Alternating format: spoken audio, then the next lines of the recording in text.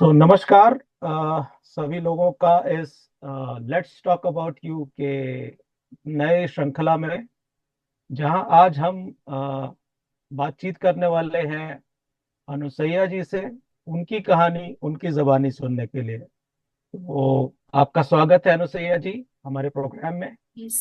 Thank you so welcome much. बहुत बहुत धन्यवाद। जी। तो अनुसैया जी, हम लोग जानना चाहते हैं कि आपकी जर्नी कैसे स्टार्ट हुई फ्रॉम योर चाइल्डहुड, और कैसे धीमे धीमे आपके जो पर्सनालिटी है वो उभर के आई, और कैसे आपने प्रोफेशनली क्या क्या किया है। तो प्लीज आप बताएं। We would like to know more about you. Yes, thank you. आपका बहुत बहुत शुक्रिया। आपने मुझे इस आपका टाइम दिया। तो मैं एक्चुअली मेरा बचपन बॉम्बे में गुजरा है। मैं बॉम्बे में माटुंगा रोड में रहती थी। और पापा मम्मी वेजिटेबल सेलर थे, वेजिटेबल वेंडर का काम करते थे। और हम तीन भाई बहन हैं। एक भाई बड़ा है, मैं सेकंड नंबर, और थर्ड नंबर एक छोटी बहन है, मेरे से 2 साल छोटी है। और हम मुंबई में इधर उधर ही हमारा एजुकेशन सब कंप्लीट किया। बॉम्बे का माटुंगा रोड पे रूपरेल कॉलेज है। अ, तब हमारे टाइम पे तो बहुत ही मशहूर था, और आज भी है। तो उस कॉलेज में मैंने कॉलेज मतलब 12th तक की पढ़ाई, 11 12 तक वहां पे किया। और फिर ऐसे 12th के बाद क्या करना है आगे, कॉलेज कंटिन्यू करना है या फिर कुछ कोर्सेस करने हैं। तो मम्मी पापा ने भी कहा कि कुछ डिप्लोमा वगैरह कर लो। तो कुछ, क्योंकि मम्मी पापा का पहले से था कि लड़की भी होने दो, लेकिन उनको इंडिपेंडेंट बनाना है, खुद के पैरों पे खड़ा करना है। तो ये मेरे मम्मी पापा की सोच बहुत ही मतलब बहुत प्यारी सोच है, बहुत अच्छी सोच थी उस टाइम पे। जब मतलब मेरे मम्मी पापा, हम जिस गांव से बिलोंग करते हैं, यहाँ पुणे के आगे 2 घंटे में है। पुणे के आगे 2 घंटे हमारा गांव है। जैसे हम गर्मी की छुट्टी, दिवाली की छुट्टी में हम गांव में जाते आते थे।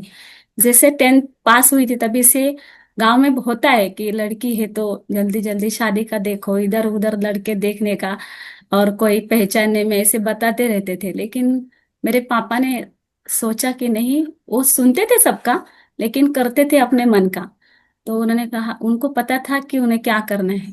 तो उन्होंने सबका सुन लेते थे, किसी को अपोज नहीं करते थे। पर उनको ये था पक्का कि मैं कुछ ना कुछ अपने बेटियों को पढ़ा के कुछ ना कुछ बनाऊंगा। और पढ़ाई में भी मैं ठीक ठाक थी, अच्छी थी, क्योंकि पापा पढ़ा रहे थे, इतने मेहनत कर रहे थे, तो उनकी मेहनत का उन्हें फल भी देना था। मुझे पहले से ये था कि पापा इतना बहुत पढ़ाई मतलब बहुत मेहनत कर रहे थे, और पढ़ाई के प्रति उनका बहुत ही लगाव भी था। तो उन्हें लगता था कि हम नहीं पढ़ पाए तो हमारे बेटे बच्ची पढ़ने चाहिए। तो इस हिसाब से मैंने भी पढ़ाई अपनी जारी रखी। ट्वेल्थ में भी फर्स्ट क्लास से अच्छे से पास हुई। और उसके बाद फिर मेरे एक आंटी थी पड़ोस की, जहाँ पे हम रहते थे माटुंगा में। उन्होंने मुझे एक्चुअली इस नर्सिंग का एक आइडिया दिया कि 12th के बाद ना आप नर्सिंग का कोर्स भी कर सकते हो। और हॉस्पिटल तो इतने आजकल मतलब ओपन ही होते जा रहे हैं, तो आपको बहुत स्कोप रहेगा। तो वो आंटी की लड़के 12th में मतलब 12th पास हुई थी, और मैं, तो हम दोनों ने मिलके हमारा नर्सिंग का जो फॉर्म भरना, जो भी प्रोसेस थी एडमिशन की, हम दोनों ने मिलके हमारी की। और फिर उसके बाद नर्सिंग में एडमिशन हुआ। और फिर तभी पता ही नहीं था मुझे एक्चुअली मेरे मतलब मेरे रिलेशन में कोई गवर्नमेंट जॉब या किसी जॉब में नहीं है, सारे ऐसे कुछ छोटे मोटे मतलब बिजनेस ही करते हैं। तो ना मुझे नौकरी के बारे में और क्या उसमें कुछ जानकारी थी नहीं। तो जैसे कोर्स उसमें गई ना मैं नर्सिंग में, तो वो मेरा डिप्लोमा था 3 इयर्स का, GNM, general nursing and midwifery. तो 3 इयर्स का जब मैंने उधर डिप्लोमा में एडमिशन लिया, तो उसी में मुझे बहुत सारे नर्सिंग के बारे में पता चला कि इसमें नर्सिंग में डिग्री भी होती है, बीएससी नर्सिंग होता है, एमएससी नर्सिंग होता है, एमफिल होता है, फिर आप पीएचडी भी कर सकते हो, डॉक्टरेट भी बन सकते हो। तो ये सब मुझे उधर मतलब एक बार उसमें कदम रखने के बाद पता चला। फिर मैंने सोचा कि हाँ, इसमें आगे बढ़ सकते हैं। फिर जैसे मेरा 3 इयर्स बहुत अच्छे से कंप्लीट हुआ, उसमें भी बहुत अच्छे नंबर भी आए और अच्छे से पास भी हुई। और बहुत बहुत ही बढ़िया मेरा वो 3 साल बहुत जिंदगी के बहुत अच्छे गुजरे। वहां पे मैंने केईएम हॉस्पिटल परेल, जो बीएमसी कॉरपोरेशन का है, वहां पे मैंने मेरी 3 साल के नर्सिंग की जर्नी कंप्लीट की। और उसके बाद मैंने सब जगह पे जॉब के लिए अप्लाई किया मेरा कंप्लीट होने के बाद। और फिर उसके बाद जो Bombay centre, actually grand road पे भाटिया हॉस्पिटल है, वहाँ पे मेरी फर्स्ट जॉब लगी। और वहाँ पे मैंने अच्छे से जॉब की और जर्नी अच्छे से चालू थी, नर्सिंग का जॉब चालू था, घर ये सब बराबर अच्छे से चालू था। उसी के दौरान एक्चुअली मेरी छोटी बहन थी, उसकी शादी हो गई। वो रिलेशन में ही उसकी शादी वगैरह बना दी, लेकिन मेरे पापा ने मुझे बहुत पढ़ाने का ये, तो उन्होंने देखा कि ये कर रही है, इसके मतलब जिंदगी को कुछ अच्छे अच्छा करने के लिए वो खुद भी मेहनत कर रही है, तो उन्होंने मेरा थोड़ा सा साइड में रखा और बहन की शादी कर दी। और फिर ऐसे चल रहा था जर्नी। और उसके बाद फिर मैंने 2009 में मुझे गवर्नमेंट का एक एग्जाम आया, वो मैंने एग्जाम दिया, CWT कॉम्पिटिटिव रिटर्न टेस्ट। तो वो टेस्ट एक्चुअली वो सीईटी जैसे टेस्ट है। उसमें मेरिट में मैं अच्छे से आ गया नंबर, और उसमें से मुझे गवर्नमेंट का फर्स्ट जॉब जेजे हॉस्पिटल में मिल गया। तो जेजे हॉस्पिटल में मैंने 2009 में ज्वाइन किया, एज अ स्टाफ नर्स वहां पे ज्वाइन किया। और वहां पे 2009, 10 और 11 ऐसे 2 साल मेरे कंप्लीट हो गए वहां के। एक्सपीरियंस लगता है, अगर कोई भी आपको आगे की पढ़ाई करनी है तो आपको 2 साल का गवर्नमेंट का एक्सपीरियंस चाहिए। तो जैसे ही मेरा 2 इयर्स वहां पे कंप्लीट हुआ, मैंने बीएससी नर्सिंग को वहां पे एडमिशन लिया। वहां पे मैंने इन सर्विस एजुकेशन में मेरा वो 2 इयर्स का डिग्री कंप्लीट किया, बीएससी नर्सिंग का। और वहाँ पे भी बहुत अच्छा, JJ hospital is very good hospital, reported hospital है। वहाँ पे बहुत सीखने को बहुत मिला मुझे, बहुत अलग अलग टाइप के पेशेंट्स, उनके साथ काम करना। और जब से मैं नर्सिंग में गई, मैंने देखा कि लोगों के साथ डील करना, क्योंकि सीनियर रहते हैं, जूनियर भी रहते हैं, स्टूडेंट भी रहते हैं, पेशेंट्स रहते हैं, उनके रिलेटिव्स रहते हैं। तो हर टाइम मैं लोगों के साथ में रही। और इस कारण मुझे लोगों को जानने पहचानने में इसकी बहुत हेल्प हुई। क्योंकि पेशेंट्स भी आते हैं, बहुत अलग अलग तरह के आते हैं, अलग अलग एरिया से आते हैं। तो उनके एक्सपीरियंस भी वो सुनाते हैं, तो उससे भी बहुत कुछ सीखने को मिला मुझे। तो ये बहुत ही अच्छा लगा मुझे। इन नर्सिंग में मुझे एक्चुअली यही बहुत अच्छा लगा कि मैं पेशेंट के साथ काम कर रही हूँ। अदरवाइज क्या होता है कि जब फाइल्स का या कंप्यूटर्स का भी काम है, वो भी अच्छा है, पर ये डायरेक्ट पेशेंट टू पेशेंट लोगों से बात करना, लोगों का समझ लेना, तो उसमें क्या होता है, जो भी हमारे हमारे थॉट्स होते हैं ना, और उनके थॉट्स, तो वो थॉट एक्सचेंज होते हैं। और बातें जब एक्सचेंज होती है, कुछ अलग नया ओपनिंग भी मिलता है। कभी कभी मैंने तो पेशेंट के रिलेटिव से बहुत कुछ सीखा है। उनकी जब जर्नी सुनती हूँ तो बहुत कुछ उनकी जर्नी से मुझे सीखने को मिला है। 2012 ट्वेल्थ को मैंने 12, 13 और 14, मतलब 2012 टू 14 मेरा बीएससी का 2 इयर्स कंप्लीट हो गया। और उसके बाद मेरी continue as a staff nurse journey चालू ही थी। उसके बाद 2017 में मेरी शादी हुई। तो शादी मेरे एक्चुअली पुणे में हुई। मेरे पुणे हस्बैंड मेरे पुणे में रहते थे, उनका जॉब भी यहाँ पे था। और उनको जॉब का कोई मतलब ऐसा नहीं कि वो कुछ ट्रांसफर ले सकते थे, पर मुझे था कि मैं गवर्नमेंट में हूँ तो मुझे ट्रांसफर मिल सकता था। और वैसे भी मैं 2009 से 2017 तक वहाँ पे जॉब कर चुकी थी, तो ट्रांसफर के लिए भी मैं एलिजिबल थी। तो फिर मैंने ट्रांसफर के लिए अप्लाई किया, पर गवर्नमेंट में थोड़ा वक्त लगता है, थोड़ा वक्त लिया। तो 17 में शादी हुई। और 2019 में मेरा यहाँ पे पुणे में ससून हॉस्पिटल में ट्रांसफर हो गया। तो खुश हुई मैं, चलो अभी एक साथ आ गए। अलग अलग रहते थे, हफ्ते में एक बार मिलते थे, तो अभी एक साथ आ गए, सब फैमिली एक साथ मिल गई। और इधर बहुत अच्छे से जॉब मतलब करने में मजा आया। बहुत सारा कुछ सुना था, लेकिन सबका मैंने खुद का एक्सपीरियंस क्या है वो देखने के लिए, बाकी का कुछ जो भी कुछ किसी ने कुछ बताया वो इतना ध्यान में नहीं रखा। और जो भी मुझे एक्सपीरियंस आ रहा है उससे मैंने सीखा। और 2019, 20 ऐसे चलते गए। फिर 2022 में मुझे एक मेंटर मिल गए, नीलेश सुराना जी। और उन्होंने मेरे लाइफ में इतना चेंजेस किया कि मेरी लाइफ बहुत बदल गई उनके उनको मिलने के बाद। उनके सेशंस में सुनती थी, 5:20 को मॉर्निंग में सेशंस लेते थे वो। और खाली 20 मिनट्स का था ऑसम 20 ग्रुप। उनका उस ग्रुप का नाम ही ऑसम 20, क्योंकि बिकॉज की 20 मिनट्स का था। 20 मिनट्स में इतनी लर्निंग देते थे कि फुल डे उसी में उस थॉट में चला जाता था। और 22 से लाइफ में इतने चेंजेस आने लगे। उनका इमर्जिंग फ्यूचर समिट ये प्रोग्राम हुआ सितंबर में। तो वो प्रोग्राम अटेंड किया, वहां पे बहुत स्पीकर बुलाए थे उन्होंने बहुत अच्छे से, जो पद्मश्री विनर है कुल बसंत देवी जी, और हमारे गिनीज बुक रिकॉर्ड होल्डर है सौरभ बोत्रा जी, जो योगा के टीचर एंड आईआईटीएन से और योगा सिखाते हैं। तो उनसे लर्निंग ली कैसे उन्होंने जीरो से स्टार्ट किया, और समाज में इतने उन्होंने बदलाव किए। तो वो बदलाव देखते देखते और उनका सुनते सुनते इतना अच्छा लगा। और सोचा कि हमने भी कभी ऐसे कुछ जॉब के अलावा कुछ अलग करने का सोचा भी नहीं। और जब सर ने वहां पे इमर्जिंग फ्यूचर में जब वो सेशन ले रहे थे, बीच बीच में ऐसे बता रहे थे कि आप जो जो भी कर रहे हैं, जहाँ पे भी आप जॉब कर रहे हैं, जहाँ आप बिजनेस कर रहे हैं, वहां पे आप देखो कि प्रॉब्लम क्या है। क्योंकि आपको जब लोगों का प्रॉब्लम समझ में आएगा तभी तो आप सॉल्यूशन की तरफ जाओगे। तो आप प्रॉब्लम क्या है वो देखो। और उस हिसाब से देखना चालू किया। उन्होंने लाइफ में बहुत उन्होंने बहुत बहुत बदलाव किया। उन्होंने बताया कि हम हमारा कंपैशनेट होना कितना जरूरी है। और फिर समाज के प्रति उनके देखने का दृष्टिकोण बदल गया। पता चला कि हम में भी कभी कभी रहता है, बहुत वर्कलोड रहता है तो थोड़ा हो जाता है, फ्रस्ट्रेशन आ जाता है, तो वो कभी घर में निकालना, फिर कभी पेशेंट पे। तो लगता है नहीं, वो है तभी तो मेरा जॉब है, गवर्नमेंट उसी के लिए तो रखा है, उनकी सेवा के लिए। तो ये सब थॉट प्रोसेस धीरे धीरे चेंज हो गई।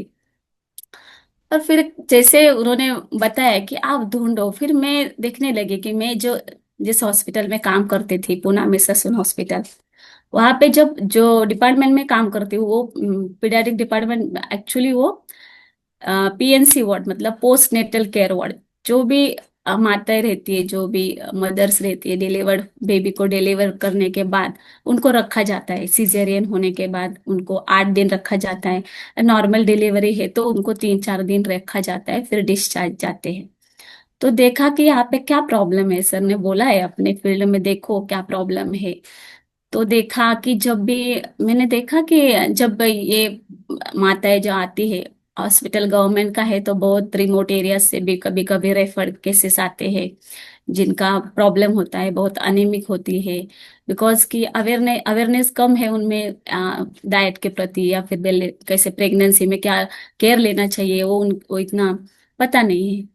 तो उन्होंने सोचा कि जब देखा गया कि जो भी माताएं आती है तो मोस्ट ऑफ जो है वो एनीमिक होती है, उनका हीमोग्लोबिन लेवल नॉर्मल से बहुत कम रहता है। तो उनको उस टाइम पे जब डिलीवर होते हैं तो ब्लड लॉस होता है, और उनको ब्लड डोनेट करना पड़ता है, मतलब ब्लड का ट्रांसफ्यूजन करना पड़ता है। तो ब्लड ट्रांसफ्यूजन करने के बाद उनको कभी कभी उसका रिएक्शन आता है, और उस रिएक्शन आने की वजह से उनको आईसीयू में भी कभी कभी ट्रांसफर करना पड़ता है। और बेबी फिर एक तरफ रहता है बेबी रूम में, और मदर आईसीयू में, और वो बेबी को फीड नहीं मिल पाता तो बेबी भी सफर होता है। बेबी को भी बहुत दिक्कत आती है, बेबी भी कभी आईसीयू में रहता है, मदर एक आईसीयू में, बेबी बेबी के न्यूबॉर्न आईसीयू में। और उनकी वजह से उनका स्टे बढ़ता है हॉस्पिटल का, वो बहुत मतलब एक एक महीना भी रहना पड़ता है उनको। और फिर देखा गया ये ऐसे, और कभी कभी अगर बहुत ज्यादा रिएक्शन हो, कुछ बहुत बॉडी में फैल गया वो रिएक्शन, तो फिर मदर की जान भी चली जाती है, उसकी जान पे भी वो आ सकता है।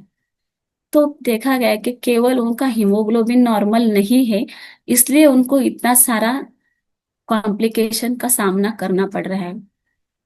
तो क्यों ना हम इसी के ऊपर काम करें। और फिर इस यही मैंने प्रॉब्लम पकड़ के फिर थोड़ा सा हॉस्पिटल में इस लेवल पे थोड़ा काम करना चालू किया। और सोचा कि अगर ये अनेमिक मदर है तो उनके लिए मैं क्या कर सकती हूँ। और फिर दिमाग में आया कि जो भी मदर है बहुत मतलब बिलो पॉवर्टी लाइन के आते हैं, थोड़ा रिमोट एरिया से आते हैं, तो उनको ऐसा सोर्स प्रोवाइड करे जो कॉस्ट इफेक्टिव हो, इजी अवेलेबल हो, ताकि वो ले भी सके और खा सके। तो उसके लिए मैंने बीट रूट का डिस्ट्रीब्यूशन चालू किया। जो भी मदर अनेमिक है उनका डाटा निकाल के, उनका नेम, उनका अनेमिया का मतलब हीमोग्लोबिन का लेवल, जो जो अनेमिया के मदर्स का लिस्ट निकाल के उनको बीट रूट का डिस्ट्रीब्यूशन मैंने चालू किया। और साथ साथ में उनको अवेयर किया कि आपका हीमोग्लोबिन लेवल कम है, इसकी वजह से आपको क्या क्या करना पड़ा, क्या क्या झेलना पड़ा। अगर ये नॉर्मल होता तो आप कितने, मतलब नॉर्मल होता तो आपको ये सब झेलना नहीं पड़ता, और आप कितना इजीली, आप इजीली घर पे जाते थे। तो वो उनको उस टाइम पे अच्छा लगा, उनको पता भी चला कि हाँ ये प्रॉब्लम हमने झेला है, ये ऐसा हुआ है। कभी कभी हीमोग्लोबिन लेवल कम है और नॉर्मल, और बहुत ही कम और माइल्ड, मतलब मॉडरेट है लेवल, आप समझो हीमोग्लोबिन का, तो उनको आयरन के इंजेक्शन देने पड़ते हैं, तो वो भी कॉम्प्लिकेशन हो जाता है, कभी कभी उसका भी रिएक्शन आ सकता है। तो उनको पता चला कि ये सारा बिकॉज कि हमारा हीमोग्लोबिन नॉर्मल नहीं है, इसके लिए हुआ है। तो हमें हीमोग्लोबिन लेवल नॉर्मल करना कितना जरूरी है। और ये सब पता चलने के बाद उनको अवेयर कर किया, जैसे मतलब हेल्थ एजुकेशन देने लगी डाइट के बारे में और ओवरऑल। तो फिर उनको पता चला, उससे जैसे बीटरूट का डिस्ट्रीब्यूशन जारी रहा, जैसे मेरा ड्यूटी था अकॉर्डिंगली मैं बीटरूट लेके जाती थी और फिर उनको डिस्ट्रीब्यूट करती थी, उनको भी अच्छा लग रहा था। ऐसे करते करते ऑसम 20 के जो भी ग्रुप मेंबर्स है हमारे, बहुत सारे, उन्होंने इसमें हाथ बटाने की, सभी ने हाथ बटाया, सभी ने हाथ बटा के मुझे बहुत मोटिवेट किया, प्रोत्साहित किया। और इसकी वजह से मैं वो 2 इयर्स ये कंटिन्यू कर पा रहे, 2025 2026 एक कंटिन्यू जर्नी में कर पाई। बिकॉज कि कैसे होता है, कभी कभी चालू तो हम बड़ी जोश में कर भी लेते हैं कोई नई चीज, पर वो कंटिन्यू होना जरूरी है, वो कभी कभी नहीं हो पाता है। और होता है कभी ऐसे कि ऐसे लगता है कि हम करते हैं, पर जब ऐसे मोटिवेटर्स, मतलब जो भी मुझे मेंटर तो है ही, नीलेश सुराना सर बहुत बहुत बढ़िया है, उन्होंने बहुत मुझे मोटिवेट किया, और बहुत उन्हीं से इंस्पायर होके मैंने ये जर्नी स्टार्ट की एक्चुअली। नहीं तो इतने सालों से मैं जॉब कर रही थी, 2009 से अभी 17 इयर्स, लेकिन कभी भी ये मेरे दिमाग में आया नहीं कि मैं मतलब फैमिली के अलावा किसी के लिए कुछ करूं। बिकॉज कि उतना था ही नहीं, थॉट में नहीं आया। पर जैसे उन्होंने एम्पति वॉक बताया, जो एम्पति वॉक हम करते हैं, तो दूसरों के बारे में जानना, उसको जैसा है वैसे एक्सेप्ट करना, जो भी वो बोल रहे हैं उनको सुनना, क्योंकि हर एक को बोलने की देरी, मतलब बोलने के इसमें रहता है कि हम क्या बोले, ये बताए वो बताए, सुनने के लिए किसी के पास टाइम नहीं है। तो जब आप, उन्होंने बताया कि जब आप दूसरों का सुनोगे तभी आपको उसके बारे में पता चलेगा, और उसी के अकॉर्डिंगली आप एक्शन ले पाओगे। तो सुनना कितना जरूरी है वो देखा। और फिर डायलॉग कैसे करना चाहिए वो उनसे सीखा। कंपैशनेट क्या होता है वो पहली बार उन्हीं से सीखा। और इतना सारा उन्हीं से सीखने के बाद ही ये आया है। बिकॉज मैं पहले ऐसी नहीं थी, नहीं तो स्टार्टिंग में ही करती जब नर्सिंग किया, पर तभी नहीं हो पाया क्योंकि तभी कोई मेंटर नहीं थे। इसलिए बोलते हैं कि आपके जीवन में मेंटर होना बहुत जरूरी है। वही आपने, अब हम कितने भी पढ़े, लेकिन अगर बिना मेंटर के हम एक दिशाहीन होते हैं, तो मेंटर होना बहुत ही जरूरी होता है। मुझे ये पता चला सर से मिलने के बाद, क्योंकि मतलब बोलते हैं ना कि चलना तो मम्मी पापा ने सिखाया बचपन में, लेकिन कुछ दिशा में चलना है, वो दिशा तो मेंटर ही दिखाते हैं। तो उस हिसाब से मैं नीलेश सुराना सर का बहुत बहुत मतलब उनको ग्रेटिट्यूड देती हूँ, उनकी बहुत ही आभारी हूँ, बहुत शुक्रिया अदा करती हूँ उनका। उन्होंने मेरी लाइफ बहुत ट्रांसफर की, और उन्हीं की वजह से आज कुछ मैं जो भी बन पाई हूँ तो उन्हीं की वजह से हूँ। और जब मैं ये काम करना शुरू किया, मेरे मेरा लोगों के प्रति दृष्टिकोण बदल गया। जो भी मेरे स्टाफ, मेरे कलीग्स है, मेरे आजू बाजू में जो भी मेरे कलीग्स, मैं जिनके साथ में काम करती हूँ, उनके प्रति भी मेरा दृष्टिकोण बदल गया। उनको मैं जैसे है वैसे एक्सेप्ट करने लगी, जो भी। और उनको भी मेरे मतलब बिहेवियर में जो बदलाव दिखाई दिया, उसकी वजह से वो भी मुझे एक अलग अलग नजरिए से देखने लगे, अलग से पहचानने लगे। और मेरा हॉस्पिटल का माहौल, जो भी मतलब जिधर मैं काम करती हूँ, उधर का माहौल माहौल बहुत सुंदर हो गया। तो वहां पे मुझे काम करने में अब बहुत मजा आता है। पहले लगता था ड्यूटी का टाइम होने के बाद कि अरे यार फिर से चलो, रोज का काम है, चलो ड्यूटी। पर अभी ऐसे नहीं लगता है। इनफैक्ट मुझे 2 दिन कंटिन्यू छुट्टी ली तो ऐसे लगता है मैं कब ड्यूटी पे जाऊं और कब मैं मेरा काम करूं जो मैं करती हूँ। और ऐसे हमने चालू किया जैसे अभी।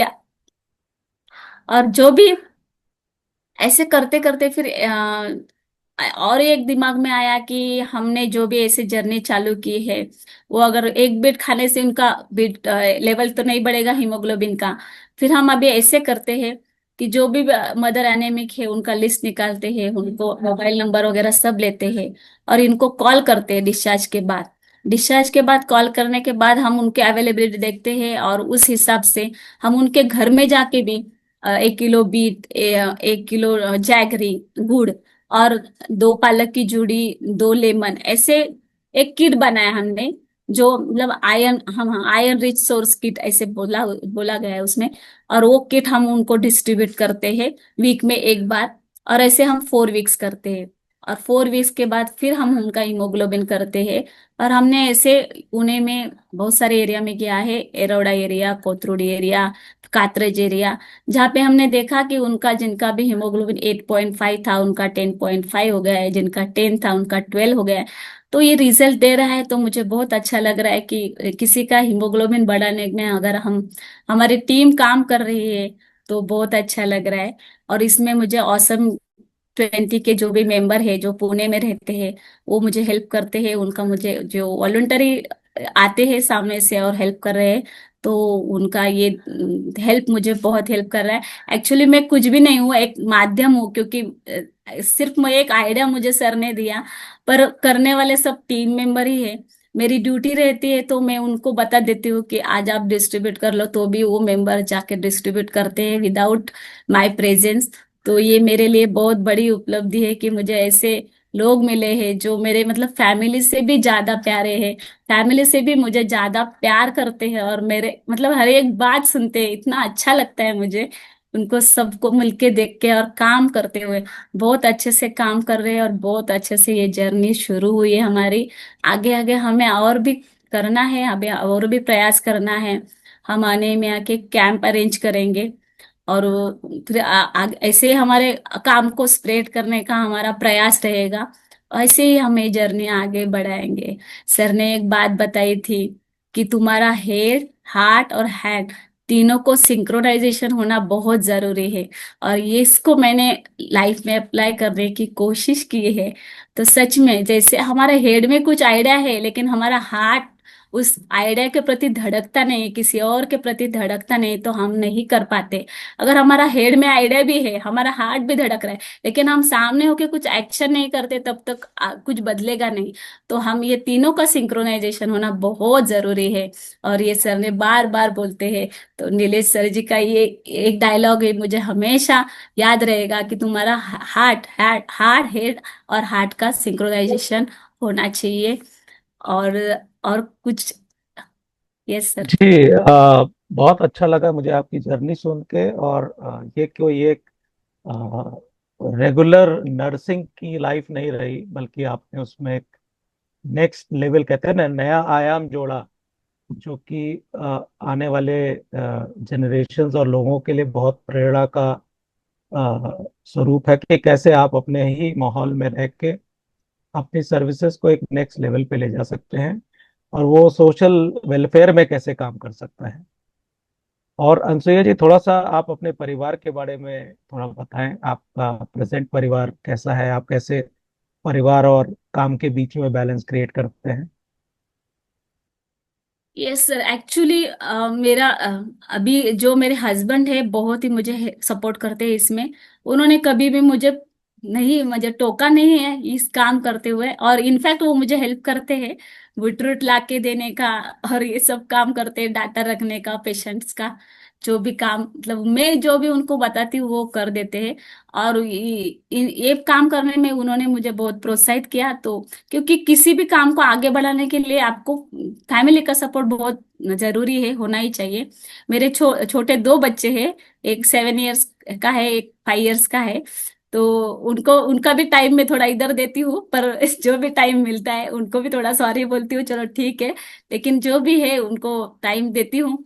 जैसे छुट्टी रहती है जो भी है, तो उस टाइम पे उनको टाइम देने की बहुत कोशिश करती हूँ। और वैसे वर्क लाइफ में बैलेंस किया है, और ये काम तो कंटिन्यू करना है। उनको भी उनको भी पता है, जैसे भी वो भी मुझे बोलते हैं हमारी मम्मी ये ऐसे ऐसे काम करते हैं, जो स्कूल में जाते हैं उनके फ्रेंड्स को बताते हैं।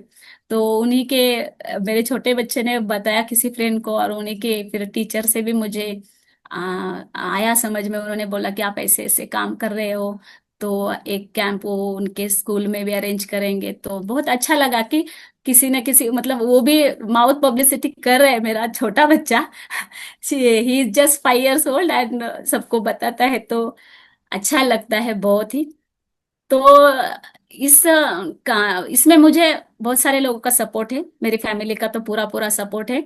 और सबसे ज्यादा मेरे अपने ऑसम 20 के वॉलंटियर्स हैं जो पुणे में रहते हैं।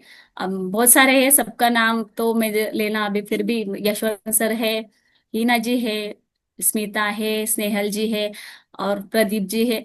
बहुत सारे हैं जो आगे आके हेल्प करते हैं, खुद होके फोन करके पूछते हैं कि हम क्या कर सकते हैं, आज क्या करें, यहाँ पे जाए क्या, आज कहाँ पे करना है distribution.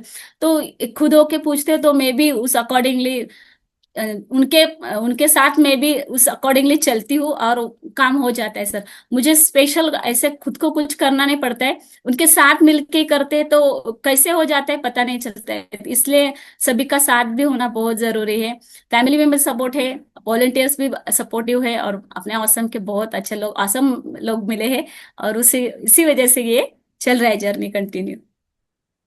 Ji, thank you very much Anasuya ji. आपने एक बहुत कह लीजिए कि इंसाइटफुल अपनी लाइफ स्टोरी शेयर करी। और ये बहुत से ऐसे लोगों को जो शायद आपके पेशे में है या दूसरे पेशों में है, और वहाँ पे कैसे वो समाज को अपने ही काम के दायरे में रहते हुए सामाजिक कार्य कर सकते हैं, और जो और लोगों को प्रेरित करेगा। और ये यस। बहुत ही प्रेरक कहानी है और प्रेरक जर्नी है आपकी। और हम शुभकामनाएं देते हैं कि आपकी इस प्रेरक जर्नी यस। में हम लोग भी साथ देंगे। और जो लोग आपसे जुड़ना चाहेंगे उनके सारे डिटेल्स आपके हमारे यूट्यूब के लिंक में रहेंगे। जो अनसुईया जी से जुड़ना जुड़ना चाहें और सहयोग करना चाहें, और इसी तरह से हम नए नए लोगों को हर हफ्ते लाते रहते हैं। तो अनुसुईया जी, धन्यवाद बहुत बहुत, आपने अपना समय दिया। Yes sir, thank you so much sir. और और एक आपने बात बात। ऐसे बोलूंगी जाते जाते कि जो भी हम देते हैं मतलब वही हम पाते हैं, ये कर्म का मतलब लॉ ऑफ कर्मा है, सिद्धांत है। और यूनिवर्स कुछ भी अपने पास नहीं रखता है, बहुत भर भर के देता है। एक्चुअली ये काम मैं कर रही हूँ, ऐसे लगता है कि मैं दूसरे के लिए कुछ कर रही हूँ, लेकिन नहीं। ये मैं कर रही हूँ ना, इसके प्रति इसका इतना अच्छा इफेक्ट मेरे परिवार में आया है, कि मेरे परिवार के सारे रिलेशनशिप जो भी मुझे लगते थे बहुत अच्छे हो गए हैं, बहुत प्यारे हो गए। और मुझे कुछ इस काम का बहुत मतलब अलग तरीके से फ्रूट्स मिल रहे हैं उसके खाने को। इस काम को करते हुए मुझे खुद को खुशी मिल रही है, इसलिए मैं कर रही हूँ। और ऐसे लगा, कभी मेरे कभी कभी ख्याल में आता है कि जिंदगी भर हम समाज से, इस सोसाइटी से सब सब लेते रहते हैं, कुछ ना कुछ लेते रहते हैं, क्योंकि हम खुद तो खुद का कुछ नहीं कर रहे, जो कुछ समाज से हम ले रहे हैं।